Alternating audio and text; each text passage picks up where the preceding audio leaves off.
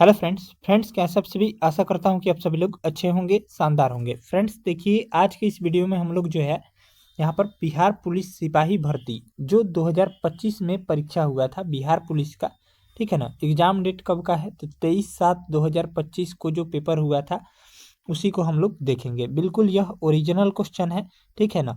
और इससे पहले जो है 3 अगस्त का जो पेपर हुआ था 2025 वाला 3 अगस्त का, उसको भी हम करा दिए हैं।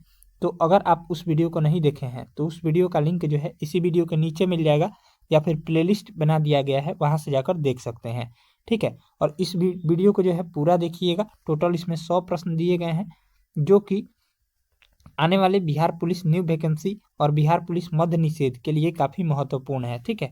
ये 23/7/2025 को जो एग्ज़ाम हुआ था, लेटेस्ट एग्ज़ाम, उसी को हम लोग उसी के पेपर को देखने वाले हैं। तो चलिए शुरू करते हैं।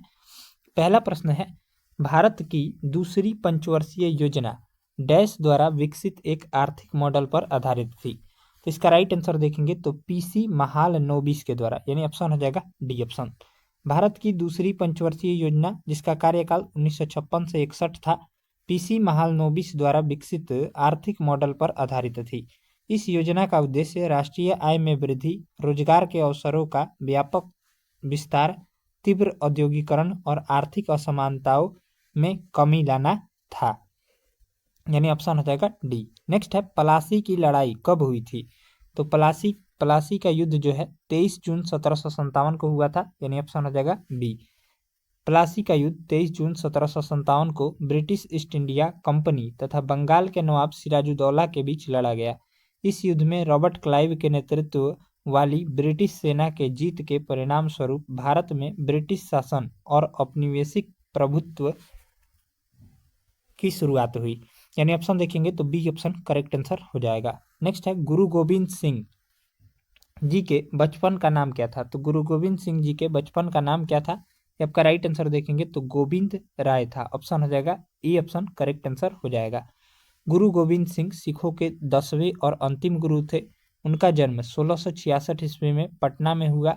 उनके बचपन का नाम गोविंद राय था। उन्होंने सन 1699 में बैसाखी के दिन आनंदपुर साहिब में खालसा पंथ की स्थापना की एवं खालसा सिख अनुयायियों को 5 वस्तुएं केस, कंधा, कच्छा, कड़ा और कृपाण धारण करने का आदेश दिया।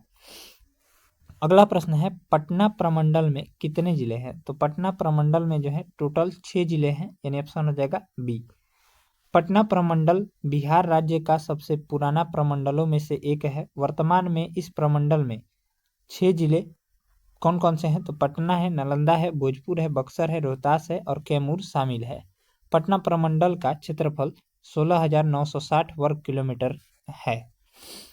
अगला प्रश्न है, प्रथम बुद्ध परिषद कब और कहाँ स्थापित की गई थी। इसका राइट आंसर देखेंगे तो राजगृह में लगभग 483 ईसा पूर्व में, यानी ऑप्शन हो जाएगा बी। प्रथम बौद्ध संगीति 483 ईसा पूर्व में, स्थान सतकर्णी गुफा राजगृह में हुआ था, ठीक है। अध्यक्ष कौन था तो महाकश्यप था, और शासक कौन था तो अजात शत्रु था, ठीक है। द्वितीय बौद्ध संगीति 383 ईसा पूर्व कहाँ पर हुई थी तो वैशाली में। अध्यक्ष कौन था तो सबाकामी था, और शासक कौन था तो कालाशोक के शासनकाल में हुआ था। तृतीय बौद्ध संगीति 250 ईसा पूर्व, स्थान कहाँ था तो ये पाटलिपुत्रा में हुआ था। अध्यक्ष कौन था तो वसुमित्र था, और शासक कौन था तो अशोक था। बाकी आगे देखेंगे। अगला दिया गया है चतुर्थ बौद्ध संगीति 1ली शताब्दी ईसा पूर्व, ठीक है ना। स्थान ये कहाँ हुआ था तो कुंडलवन कश्मीर में चतुर्थ बौद्ध संगीति का आयोजन हुआ था। वसुमित्र अध्यक्ष थे, और शासनकाल किसका था तो कनिष्क का था, यानी ऑप्शन हो जाएगा। यहाँ से देखेंगे ऑप्शन जो है वो राइट आंसर देखेंगे तो यहाँ पर क्या हो जाएगा, तो आपका राइट आंसर देखेंगे तो हो जाएगा प्रथम बौद्ध संगीति, यहाँ पर बी ऑप्शन हो जाएगा राजगृह में लगभग 483 ईसा पूर्व, इसका राइट आंसर हो जाएगा। अगला सवाल दिया गया है, माल और सेवा कर जीएसटी को लागू करने वाला पहला देश कौन था। इसका राइट आंसर देखेंगे तो फ्रांस था, यानी ऑप्शन हो जाएगा डी। माल और सेवा कर जीएसटी को लागू करने वाला पहला देश फ्रांस था, जिसने 1954 में इसे लागू किया था। भारत में 101वें संविधान संशोधन अधिनियम के माध्यम से 1 जुलाई 2017 को जीएसटी लागू किया गया जो कनाडा मॉडल पर आधारित है। अगला प्रश्न है, शिक्षकों के लिए राष्ट्रीय पुरस्कार पहली बार में डैश में स्थापित किया गया था। आपका राइट आंसर देखेंगे तो 1958 में।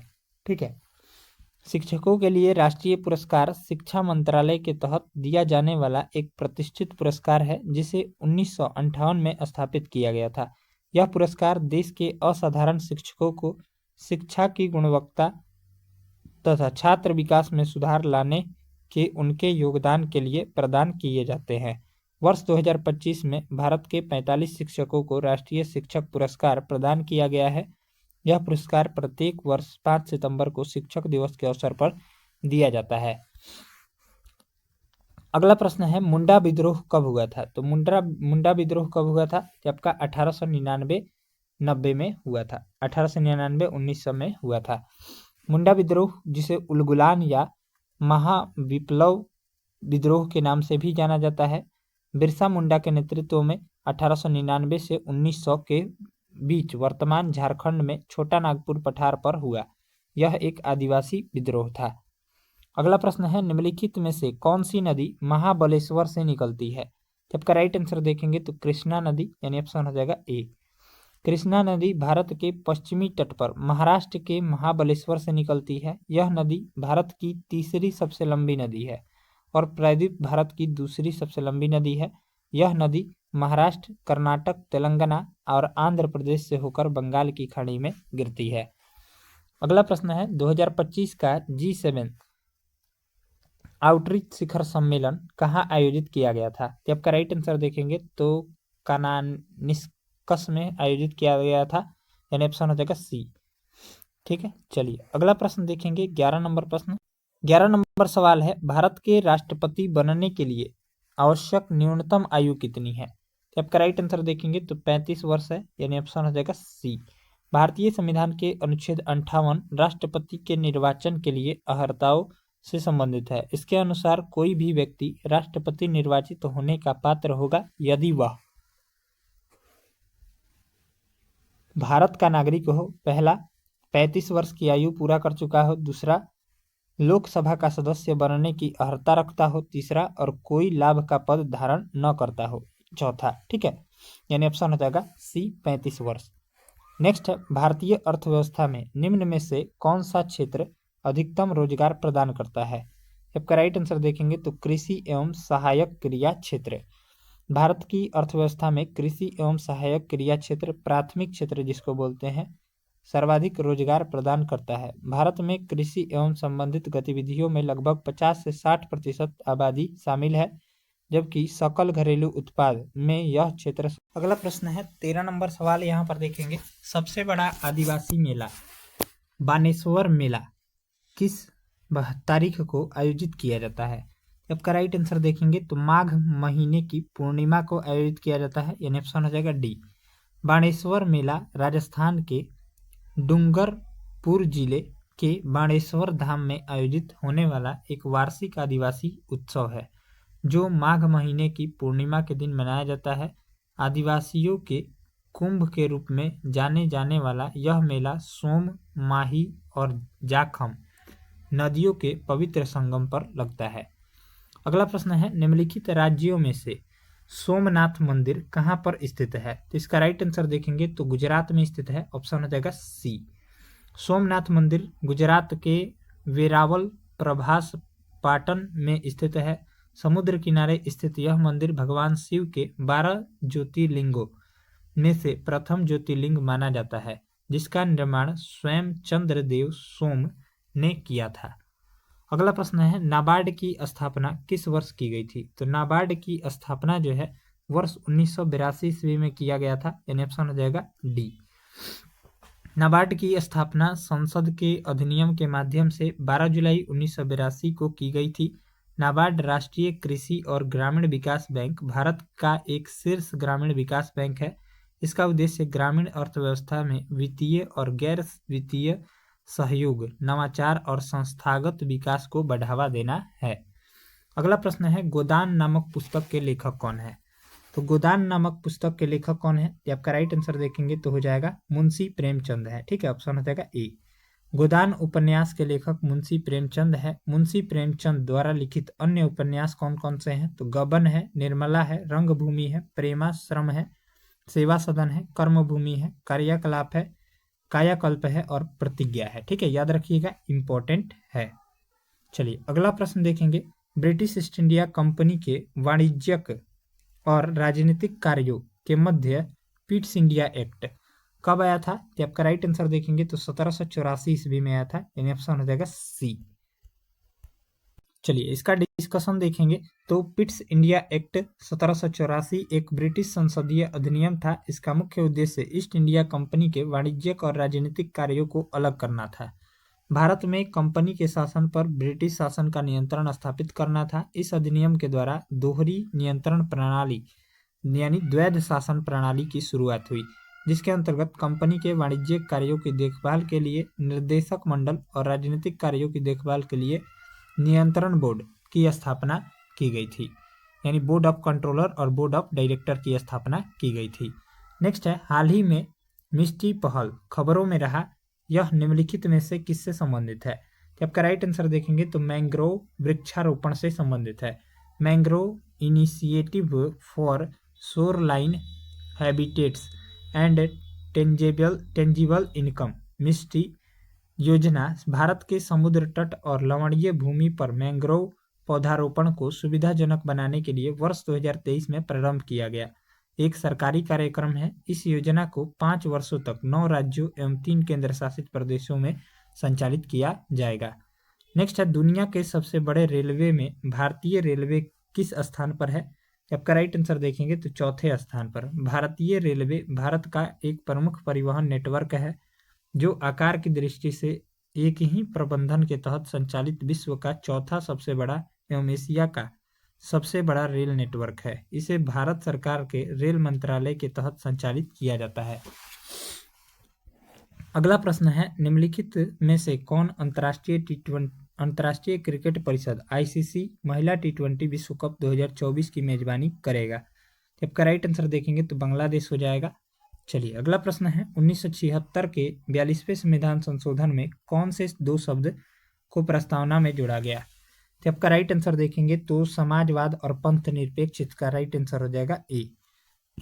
आपातकाल के दौरान 42वें संविधान संशोधन अधिनियम 1976 के माध्यम से भारतीय संविधान की प्रस्तावना में समाजवादी और पंथ निरपेक्ष और अखंडता शब्द को जोड़ा गया था। 42वें संविधान संशोधन को मिनी कॉन्स्टिट्यूशन यानी लघु संविधान संशोधन भी कहा जाता है। नेक्स्ट है, 14 जनवरी 2025 को से इसरो के अध्यक्ष के रूप में एस सोमनाथ के स्थान पर कौन लेगा? जब का राइट आंसर देखेंगे तो वी नारायणन लेंगे। ठीक है, ऑप्शन हो जाएगा बी।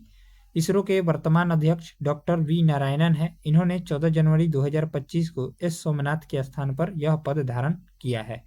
अगला प्रश्न है, अगला सवाल यहाँ पर दिया गया है, ऑपरेशन फ्लड क्या है? तो ऑपरेशन फ्लड जो है डेयरी क्षेत्र के प्रदर्शन को बढ़ाने के लिए मिशन है। ठीक है, ऑपरेशन फ्लड डेयरी क्षेत्र के प्रदर्शन को बढ़ाने की एक महत्वाकांक्षी योजना थी, जिसे डॉक्टर वर्गीज कुरियन ने सन 1970 में राष्ट्रीय डेयरी विकास बोर्ड NDDB के साथ मिलकर प्रारंभ किया था। डॉक्टर वर्गीज कुरियन को भारतीय श्वेत क्रांति का जनक कहा जाता है। ठीक है, याद रखिएगा। चलिए अगला प्रश्न देखेंगे, 24 नंबर। महात्मा गांधी ने 1942 में भारत छोड़ो आंदोलन शुरू किया था। उस समय गवर्नर जनरल कौन था? आपका लॉर्ड लिनलिथगो था। ऑप्शन हो जाएगा बी।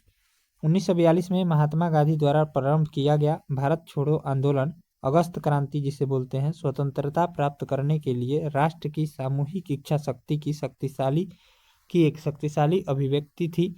इस आंदोलन के समय भारत का वायसराय लॉर्ड लिनलिथगो 1936 से 1944 तक था, 44 तक। ठीक है, नेक्स्ट है, तिलैया बांध किस नदी पर बना है? तो आपका राइट आंसर देखेंगे तो बराकर नदी पर। तिलैया बांध झारखंड के कोडरमा जिले में बराकर नदी पर स्थित है। यह एक जल विद्युत बांध है जो दामोदर घाटी निगम द्वारा सन 1953 में बाढ़ नियंत्रण, सिंचाई और बिजली उत्पादन के उद्देश्य से स्थापित किया गया था। नेक्स्ट है, बिहार बंगाल से कब अलग हुआ था? तो बिहार बंगाल से जो है 1912 में अलग हुआ था। बिहार बंगाल से सन 1912 में औपचारिक रूप से अलग हो गया। नेक्स्ट है भारतीय संविधान का वह अनुच्छेद कौन सा है जिसमें किसी भी भारतीय राज्य में राष्ट्रपति शासन लागू करने का प्रावधान है। तो आपका राइट आंसर देखेंगे तो अनुच्छेद 356 है, ऑप्शन हो जाएगा बी।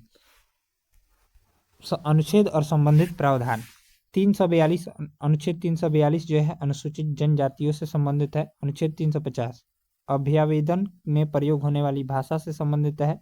अनुच्छेद 356 राष्ट्रपति शासन के प्रावधान से संबंधित है। अनुच्छेद 370 जम्मू कश्मीर राज्य के संबंध में अस्थायी उपबंध से संबंधित है, इसको हटा दिया गया है।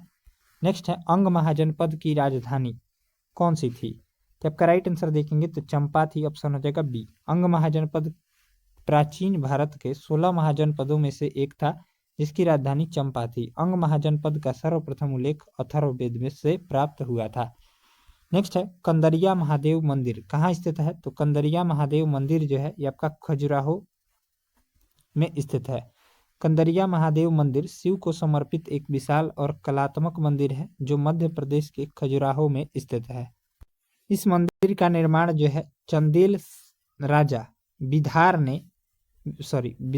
ने इस मंदिर का निर्माण चंदेल राजा विद्याधर ने 11वीं सदी के प्रारंभ में करवाया था। नेक्स्ट है धुआंधार जलप्रपात या फिर झरना किस नदी पर निर्मित है। कि आपका नर्मदा नदी पर है। धुआंधार जलप्रपात मध्य प्रदेश के जबलपुर जिले में भेड़ा घाट के पास नर्मदा नदी पर स्थित है। नेक्स्ट है प्रथम विश्व युद्ध किस वर्ष हुआ था। प्रथम विश्व युद्ध जो है 1914 ईस्वी में हुआ था, ऑप्शन हो जाएगा डी। प्रथम विश्व युद्ध 1914 से 18 तक चलने वाला एक विनाशकारी वैश्विक संघर्ष था। यह युद्ध धुरी राष्ट्रों जर्मनी, ऑस्ट्रिया, हंगरी आदि मित्र राष्ट्रों ब्रिटेन, फ्रांस, रूस आदि के मध्य लड़ा गया था। नेक्स्ट है बम्बई में आयोजित भारतीय राष्ट्रीय कांग्रेस के प्रथम अधिवेशन की अध्यक्षता किसने की थी। तो आपका व्योमेश चंद्र बनर्जी यानी WC बनर्जी ने किया था। भारतीय राष्ट्रीय कांग्रेस की स्थापना सन 1885 ईस्वी में देश के 72 प्रतिनिधियों के बैठक के साथ हुई थी। बम्बई के गोपाल दास तेजपाल संस्कृत कॉलेज में हुए इस प्रथम अधिवेशन की अध्यक्षता WC बनर्जी व्योमेश चंद्र बनर्जी ने किया था। कांग्रेस की स्थापना के समय भारत का वायसराय लॉर्ड डफरिन था। ठीक है, याद रखिएगा। नेक्स्ट है बिश्केक किस देश की राजधानी है। तो आपका राइट आंसर देखेंगे तो हो जाएगा किर्गिस्तान की राजधानी, ऑप्शन हो जाएगा बी। उज्बेकिस्तान की राजधानी ताशकंद है। किर्गिस्तान की राजधानी बिश्केक है। कजाकिस्तान की राजधानी अस्ताना है और तजाकिस्तान की राजधानी दुशांबे है। नेक्स्ट है वर्साई की संधि किस वर्ष में हस्ताक्षरित हुई थी। तो आपका 1919 में। वर्साई की संधि 28 जून 1919 को जर्मनी और मित्र राष्ट्रों ब्रिटेन, फ्रांस, रूस आदि के बीच हस्ताक्षरित हुई थी। यह एक शांति संधि थी जिसके द्वारा प्रथम विश्व युद्ध को औपचारिक रूप से समाप्त किया गया। नेक्स्ट है निम्नलिखित में से कौन सा भारत का सबसे बड़ा बाघ अभयारण्य है। आपका राइट आंसर देखेंगे तो श्रीशैलम बाघ अभयारण्य आंध्र प्रदेश में है। भारत का सबसे बड़ा बाघ अभयारण्य नागार्जुन सागर श्रीशैलम टाइगर रिजर्व है। यह अभयारण्य आंध्र प्रदेश में स्थित है। इसका कुल क्षेत्रफल 3728 वर्ग किलोमीटर। अगला प्रश्न दिया गया है प्रसिद्ध सीके नायडू कप या ट्रॉफी किस खेल से संबंधित है। आपका राइट आंसर देखेंगे तो हो जाएगा क्रिकेट से। सीके नायडू ट्रॉफी भारत की एक घरेलू क्रिकेट चैंपियनशिप है। इसका आयोजन भारतीय क्रिकेट कंट्रोल बोर्ड BCCI द्वारा किया जाता है। यह ट्रॉफी भारत के पहले टेस्ट कप्तान कर्नल सीके नायडू के नाम पर रखा गया है। अगला प्रश्न देखेंगे। अगला सवाल है बरेली में 1857 के विद्रोह का नेतृत्व डैश के द्वारा किया गया था। जबकि राइट आंसर देखेंगे तो खान बहादुर के द्वारा, ऑप्शन हो जाएगा ए। 1857 की क्रांति के समय बरेली विद्रोह का नेतृत्व खान बहादुर खान ने किया था। उन्होंने बरेली में एक समानांतर सरकार की स्थापना की और खुद को रोहिलखंड का नवाब घोषित किया, जिसका उद्देश्य ब्रिटिश औपनिवेशिक नियंत्रण के विरुद्ध संघर्ष करना था। चलिए नेक्स्ट है भारत में शांति स्वरूप भटनागर पुरस्कार किस क्षेत्र में योगदान के लिए दिया जाता है। आपका राइट आंसर देखेंगे तो विज्ञान और प्रौद्योगिकी, इसका राइट आंसर हो जाएगा सी ऑप्शन। भारत में शांति स्वरूप भटनागर पुरस्कार विज्ञान एवं प्रौद्योगिकी के क्षेत्र में उत्कृष्ट योगदान के लिए दिया जाता है। विज्ञान एवं औद्योगिक अनुसंधान परिषद CSIR द्वारा प्रदान किया जाने वाला यह पुरस्कार CSIR के संस्थापक, निर्देशक, सर शांति स्वरूप भटनागर के सम्मान में प्रदान किया जाता है। इस पुरस्कार की शुरुआत जो है वर्ष 1958 में हुई थी। अगला प्रश्न है, त्रिवेणी नहर का निर्माण इनमें से किस नदी पर किया गया है? इसका राइट आंसर देखेंगे तो गंडक नदी पर। ऑप्शन हो जाएगा सी। त्रिवेणी नहर गंडक नदी के बाएं तट पर निर्मित एक महत्वपूर्ण सिंचाई नहर है।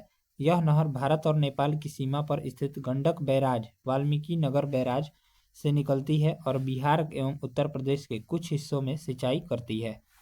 नेक्स्ट है, निम्नलिखित में से कौन संघ लोक सेवा आयोग के पहले अध्यक्ष है? आपका राइट आंसर देखेंगे तो सर रोस बारकर। संघ लोक सेवा आयोग की स्थापना 1 अक्टूबर 1926 को हुई थी। इसके प्रथम अध्यक्ष सर रोस बारकर थे। भारत की स्वतंत्रता के पश्चात संघ लोक सेवा आयोग के प्रथम भारतीय अध्यक्ष HK कृपलानी। संघ लोक सेवा आयोग के वर्तमान अध्यक्ष डॉक्टर अजय कुमार हैं। अगला प्रश्न है, बिहार में आगामी कोहलिया उद्यान 2024 कार्यक्रम के लिए ब्रांड एम्बेसडर के रूप में किसका चयन किया गया है? आपका राइट आंसर देखेंगे तो आनंद कुमार। आनंद कुमार ऑप्शन हो जाएगा सी। बिहार के कोहलिया उद्यान 2024 कार्यक्रम के ब्रांड एम्बेसडर के रूप में सुपर 30 जो कि एक कोचिंग है IIT के लिए, ठीक है ना, के संस्थापक आनंद कुमार को चुना गया है। नेक्स्ट है, बिहार में वैशाली और नंदनगढ़ जैसे स्थानों से मिले अशोक के शिलालेख किस भाषा में खुदे हुए हैं? आपका राइट आंसर देखेंगे तो प्राकृत। बिहार के वैशाली और नंदनगढ़ से प्राप्त अशोक के शिलालेख प्राकृत भाषा में खुदे हुए हैं, जो मध्य और पूर्वी भारत में पाए जाने वाले अधिकांश शिलालेखों की विशेषता है। अगला प्रश्न देखेंगे। अगला प्रश्न दिया गया है, यहाँ पर मिलान करना है। तो इंडिया विंस फ्रीडम के लेखक कौन हो जाएंगे? तो आपका हो जाएगा मौलाना अबुल कलाम आजाद हो जाएंगे। द गाइड के लेखक कौन हो जाएंगे? तो RK नारायण हो जाएंगे, यानी बी का 1। ये दोनों ऑप्शन तो गलत हो गया, 1 का 3 होगा, ठीक है। और बाकी देखेंगे तो सेल्फ कॉन्वेस्ट के लेखक कौन हो जाएंगे? मिडनाइट टू मिलेनियम, इसके लेखक कौन हो जाएंगे? तो आपका हो जाएगा शशि थरूर हो जाएंगे। और सेल्फ कॉन्वेस्ट के लेखक महात्मा गांधी हो जाएंगे, यानी ऑप्शन देखेंगे तो बी ऑप्शन हो जाएगा। ऑप्शन हो जाएगा बी। चलिए अगला प्रश्न देखेंगे, प्रोजेक्ट टाइगर का प्रक्षेपण किस वर्ष हुआ था? तो आपका राइट आंसर देखेंगे तो 1973 में। प्रोजेक्ट टाइगर की शुरुआत 1 अप्रैल 1973 को पर्यावरण, वन और जलवायु मंत्रालय द्वारा किया गया था। इस प्रोजेक्ट का मुख्य उद्देश्य बाघों के प्राकृतिक आवासों का संरक्षण करना और उनकी आबादी में वृद्धि सुनिश्चित करना था। नेक्स्ट है, नीतीश ने गंगा पर बने पुल का उद्घाटन किया जो पटना को तेजस्वी यादव के क्षेत्र में से जोड़ता है। नए उद्घाटित पुल की लंबाई कितनी है? तो आपका 4.57 किलोमीटर है, यानी ऑप्शन हो जाएगा सी ऑप्शन करेक्ट आंसर हो जाएगा। अगला प्रश्न है, बैंगन फूल वाले पौधों के निम्न में से किस कुल से संबंधित है? तो आपका सोलेनेसी कुल से संबंधित है। कुकुरबिटेसी जो है कद्दू, तरोई और करेला से संबंधित है। सोलेनेसी बैंगन, आलू, टमाटर से। ग्रामीणी गेहूं, चावल, गन्ना, मक्का से। और कंपोजिटी सूरजमुखी, गुलदाउदी, सिंहपर्णी और गेंदा से संबंधित है। नेक्स्ट है, भारी जल का अणुभार कितना होता है? तो भारी जल का सूत्र कितना होता है? तो D2O होता है। इसका अणुभार कितना होता है? तो आपका 20 होता है, ठीक है, ऑप्शन हो जाएगा डी। भारी जल D2O का अणुभार 20 ग्राम प्रति मोल या 20 AMU होता है, जो सामान्य जल H2O के अणुभार 18 AMU से अधिक है। ड्यूटेरियम। अगला प्रश्न है, भार का ईसाई मात्रक क्या होता है? तो भार का ईसाई मात्रक न्यूटन होता है। ऑप्शन हो जाएगा सी। इसका व्याख्या दिया गया है, यहाँ पर देखिएगा। तो भार वह गुरुत्वाकर्षण बल है जो पृथ्वी द्वारा किसी वस्तु पर लगाया जाता है। यह एक सदिश राशि है एवं इसका एसआई मात्रक न्यूटन है। भार को वस्तु के द्रव्यमान और गुरुत्वाकर्षण के कारण त्वरण के गुणनफल के रूप में व्यक्त किया जाता है, अर्थात W बराबर m/g होता है। अगला प्रश्न है, मनुष्यों में संयोजी उत्तक के एक उदाहरण की पहचान कीजिए। इसका राइट आंसर देखेंगे तो हो जाएगा ए ऑप्शन हो जाएगा, यहाँ पर हड्डी। संयोजी उत्तक वे उत्तक हैं जो शरीर के अन्य उत्तकों और अंगों को सहारा देते हैं, जोड़ते हैं और उन्हें सुरक्षित रखते हैं। ये उत्तक मुख्यतः कोशिकाओं, प्रोटीन, फाइबर और एक मैट्रिक्स से बने होते हैं। संयोजी उत्तक के 2 प्रमुख उदाहरण कौन से हैं? तो हड्डी शरीर को आकार एवं अंगों को सहारा प्रदान करता है और रक्त रक्त एक तरल संयोजी ऊतक है जो पोषक तत्वों एवं अन्य पदार्थों के परिवहन में महत्वपूर्ण भूमिका निभाता है। अगला प्रश्न है, किसी उदासीनीकरण अभिक्रिया में एक नया पदार्थ बनता है जिसे कहते हैं, आपका राइट आंसर देखेंगे तो लवण कहते हैं। ठीक है, चलिए अगला प्रश्न देखेंगे, भारत में निम्नलिखित में से किस राज्य में अधिकतम एससी आबादी है? तो आपका राइट आंसर देखेंगे तो यूपी हो जाएगा। कितने हैं? तो 4.4 करोड़। चलिए अगला प्रश्न देखेंगे, निम्नलिखित में से कौन सा पौधा ब्रायोफाइटा से संबंधित है? तो आपका मर्चेंटीना संबंधित है। ब्रायोफाइटा एक प्रकार का गैर संवहनी गैर पुष्पीय पौधे हैं जो जमीन पर उगते हैं। इन पौधों में मॉस, हॉर्न वाटर्स और लिवर वाटर्स शामिल है। लिवर वाटर्स का आकार यकृत जैसा होता है और कुछ प्रजातियों में थैलस जैसा चपटा शरीर होता है, जबकि कुछ पत्तीदार होते हैं। उदाहरण मर्चेंटीना, रिकिया और पेलिया। अगला प्रश्न देखेंगे, मिलान करना है तो चलिए मिलान करते हैं। मिलान करेंगे तो हृदय जो है ये पंप का कार्य करता है। ठीक है, तो यहाँ पर राइट आंसर देखेंगे तो बी हो जाएगा। घर्षण जो है आवश्यक हानि करता है। संघनन जो है तरल में गैस का ठंडा करता है और फेफड़े जो है फैलना और सिकुड़ना का काम करता है। नेक्स्ट है, श्वेत प्रकाश के 7 रंगों में से कौन सा रंग कांच के प्रिज्म के माध्यम से प्रकाश के विक्षेपण के बाद न्यूनतम विचलित होता है? आपका लाल रंग हो जाएगा, ऑप्शन हो जाएगा ए। विबजियोर जिसको बोलते हैं में से लाल रंग सबसे कम विचलित होता है क्योंकि इसका तरंगदैर्घ्य सबसे अधिक होता है एवं कांच में इसका अपवर्तनांक भी सबसे कम होता है। इस कारण इसकी गति अधिकतम होती है और यह सबसे कम विचलित होता है। अगला प्रश्न है, सूची 1 को सूची 2 से मिलान करना है। केपलर ने जो है ग्रहों के गति के नियम, एक सेकंड, केपलर ने ग्रहों के गति का नियम दिया था, यानी डी का हो जाएगा 2। तो डी का 2 देखिए 2 ऑप्शन में है, ये गलत ये गलत। न्यूटन ने गति का नियम दिया था, यानी सी का 1। सी का 1 केवल एक ही ऑप्शन में है, यानी हाँ सी का 1 केवल एक ही ऑप्शन में है, यानी ऑप्शन हो जाएगा डी ऑप्शन करेक्ट आंसर हो जाएगा। बाकी आइंस्टीन ने जो है अनिश्चितता का सिद्धांत, यहाँ पर अनिश्चितता का सिद्धांत किसने दिया था? ये आपका दिया था, हाँ ये प्रकाश विद्युत प्रभाव की खोज आइंस्टीन ने किया था, हाइजेनबर्ग ने अनिश्चितता का सिद्धांत दिया था। चलिए अगला प्रश्न देखेंगे, सेरीकल्चर किससे संबंधित है? तो सेरीकल्चर जो है ये आपका राइट आंसर देखेंगे रेशम कीट पालन से संबंधित है। फल की खेती हॉर्टिकल्चर कहलाती है, रेशम कीट पालन सेरीकल्चर कहलाता है, मधुमक्खी पालन एपीकल्चर कहलाता है, सब्जी उत्पादन ओलेरीकल्चर कहलाता है। अगला प्रश्न है, निम्नलिखित में से कौन सी धातु सबसे अधिक तन्य है? तो आपका सोना हो जाएगा, ऑप्शन हो जाएगा डी। चलिए अगला प्रश्न देखेंगे, सोडियम बाइकार्बोनेट का सामान्य नाम क्या है? तो NaHCO3 इसका सूत्र होता है NaHCO3।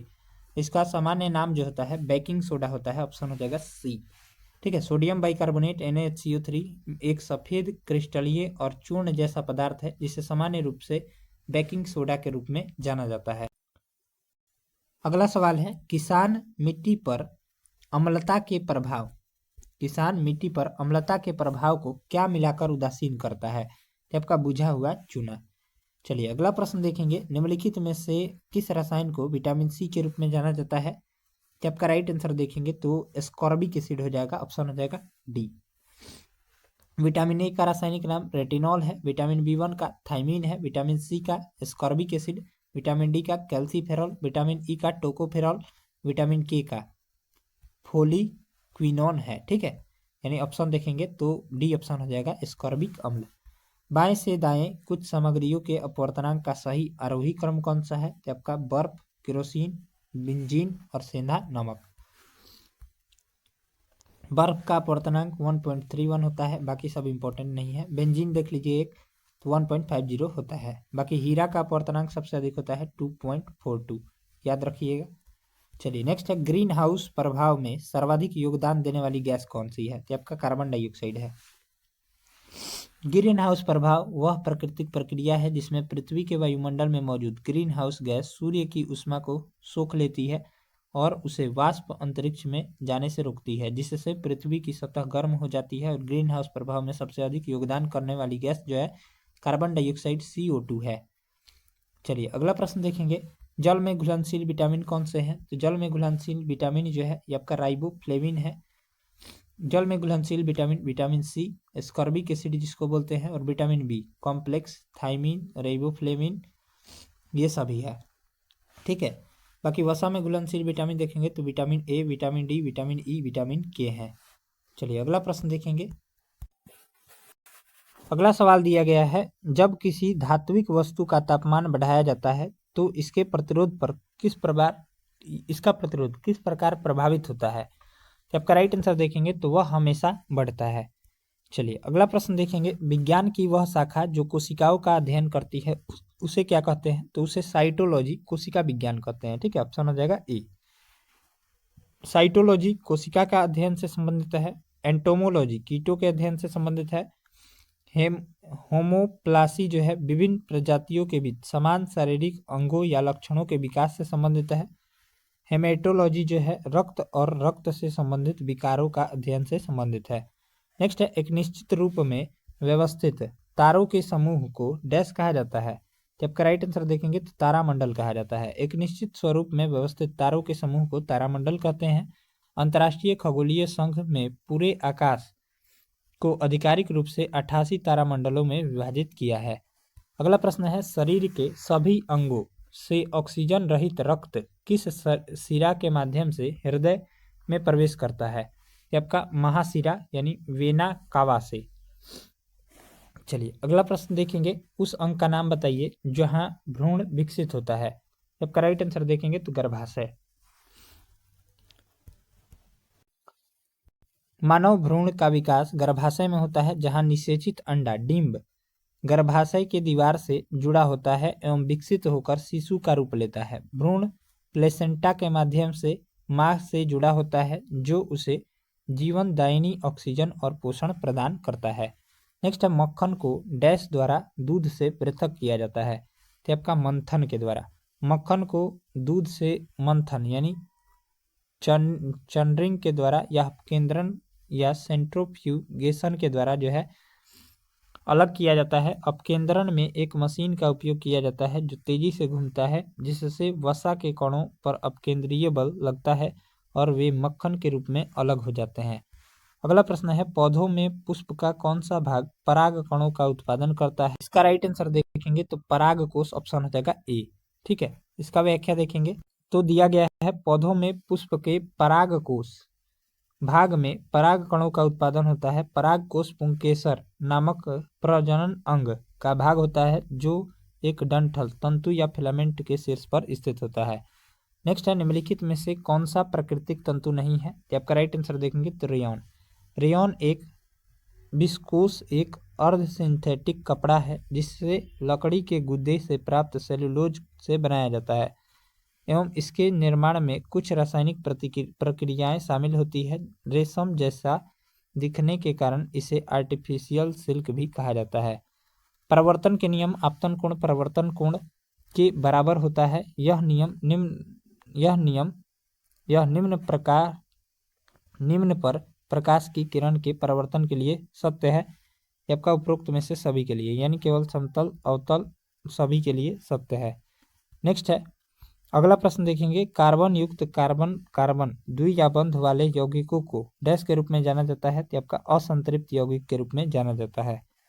चलिए अगला प्रश्न है, निम्न में से क्या विद्युत प्रवाह का रासायनिक प्रभाव है? तो आपका राइट आंसर देखेंगे तो जल से धारा प्रवाहित करके हाइड्रोजन और ऑक्सीजन का उत्पादन करना। अगला प्रश्न है, निम्नलिखित में से कौन सी धातु तनु हाइड्रोक्लोरिक अम्ल से अभिक्रिया नहीं करती है? जबकि राइट आंसर देखेंगे कॉपर या तांबा। ठीक है, अभिक्रिया करने वाली धातुएं और अभिक्रिया न करने वाली धातुएं।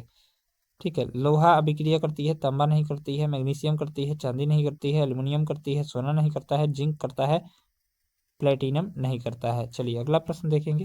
अगला सवाल यहाँ पर दिया गया है, प्राकृतिक पर्यावरण में क्या क्या शामिल है? तो आपका राइट आंसर देखेंगे तो दोनों, जैविक और अजैविक घटक दोनों शामिल है।